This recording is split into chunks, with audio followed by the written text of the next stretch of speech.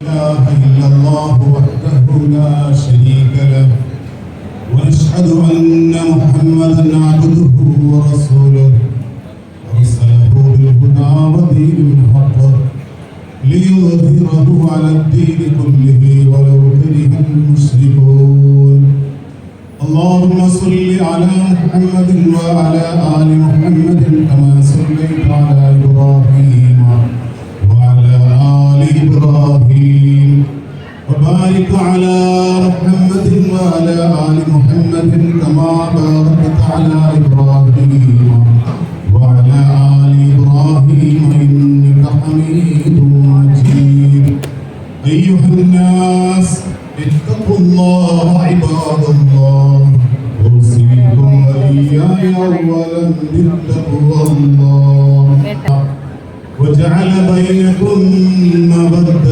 ورحمة إن في ذلك لآيات لقوم يتفكرون.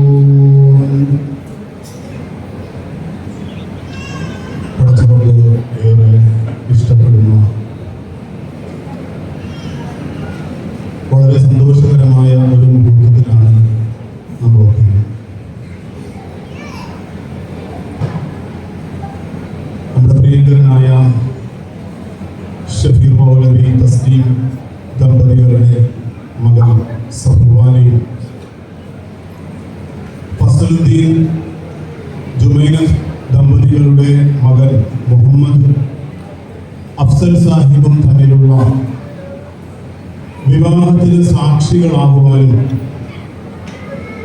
ഇന്നു മുതൽ ആരംഭിക്കുന്ന ഈ നവമിഥുനങ്ങളുടെ ജീവിതം ആഹ്ലാദകരവും സന്തോഷകരവുമായി തീരുന്നതിന് വേണ്ടി ബാറക്കല്ലാഹു ലക്കുമാ വബാറക അലൈക്കുമാ വജമഅ ബൈനകുമാ ഫീ ഖൈർ എന്ന് പ്രാർത്ഥിക്കുന്നതിന് വേണ്ടിയിട്ടും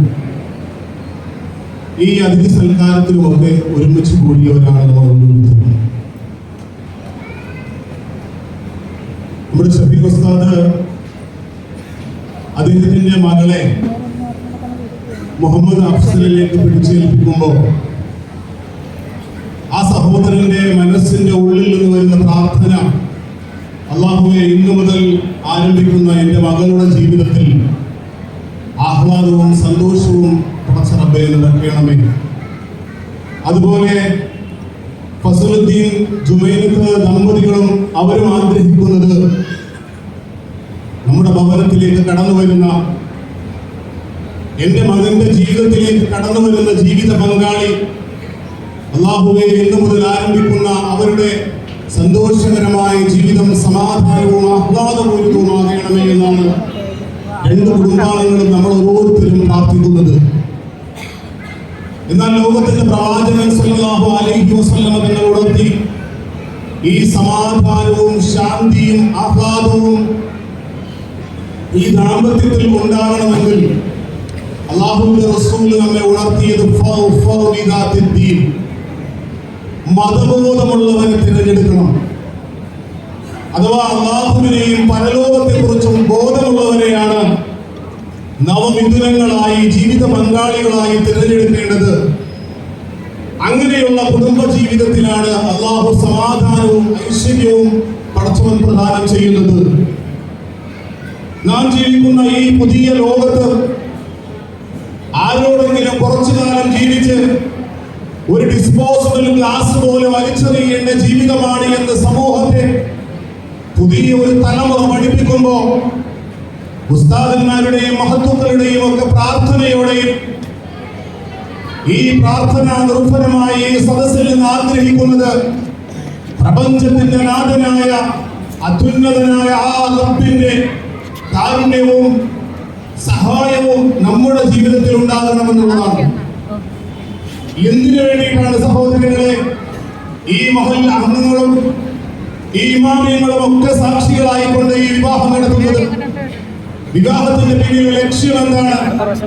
പരിശുദ്ധ ഖുർആൻ സൂറത്തുൽ റൂമിലൂടെ അല്ലാഹു ഓർമ്മപ്പെടുത്തിയത് വമിൻ ആയാതിഹി അൻ ഖലഖ ലക്കും മിൻ അൻഫുസികും അസ്വാജൻ ലിതസ്കുനൂ ഇലൈഹാ. വിവാഹത്തിന്റെ പിന്നിലെ പരമമായ ലക്ഷ്യം ലിതസ്കുനൂ ഇലൈഹാ, അഥവാ ഇന്ന് വിവാഹിതരാകുന്ന അഫ്സലിന്റെയും അതുപോലെ തന്നെ നമ്മുടെ സഫ്വാനയുടെയും ജീവിതത്തിൽ പ്രതിസന്ധികൾ വരുമ്പോ, സങ്കടങ്ങളും സന്തോഷങ്ങളും ആഹ്ലാദങ്ങളും വരുമ്പോ നീ ഒറ്റയ്ക്കല്ല, ഞങ്ങൾ ഒരുമിച്ചാണ്. അഥവാ ഇന്നലെ വരെ ഒറ്റയ്ക്ക് ജീവിച്ചിരുന്ന ആ ജീവിത പങ്കാളികൾ ഇന്നു മുതൽ ഒരുമിച്ച് കൊണ്ടുള്ള ജീവിതമാണ്. ഇന്നലമായ വ്യത്യസ്ത ധ്രുവങ്ങളിൽ തിരിച്ചിരുന്ന രണ്ട് കുടുംബാംഗങ്ങൾ ഇന്നത്തെ ഈ നിക്കാഹിന്റെ കർമ്മത്തോടുകൂടി ഒന്നാകുന്ന ഒരു വസ്തുതയാണ്. മാത്രമല്ല ഈ നവമിഥുനങ്ങൾക്കിടയിൽ സ്നേഹവും അനുരാഗവും ഒക്കെ വീണ്ടും വീണ്ടും വർദ്ധിക്കുകയാണ്. നമ്മുടെ ഉമ്മയോ നമ്മുടെ ഉപ്പയോ ഒക്കെ മരണപ്പെടുന്ന സമയമാകുമ്പോ മരണവേളയിൽ ഉമ്മ ഉപ്പയോട് പറയുന്നതാണ്, മക്കളോട് പറയും, ഉപ്പയുടെ കാര്യങ്ങൾ നോക്കണം.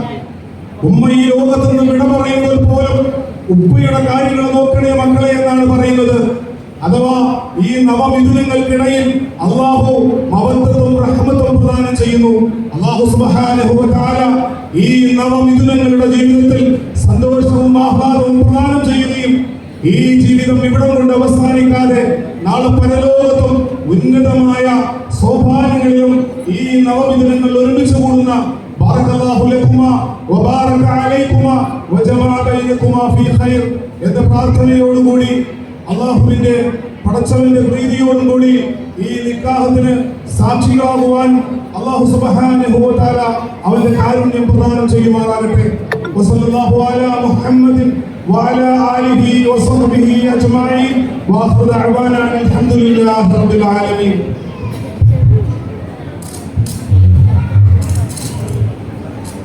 الحمد لله نحمده ونستعينه ونستغفره ونستهديه ونؤمن به ونتوكل عليه ونعوذ بالله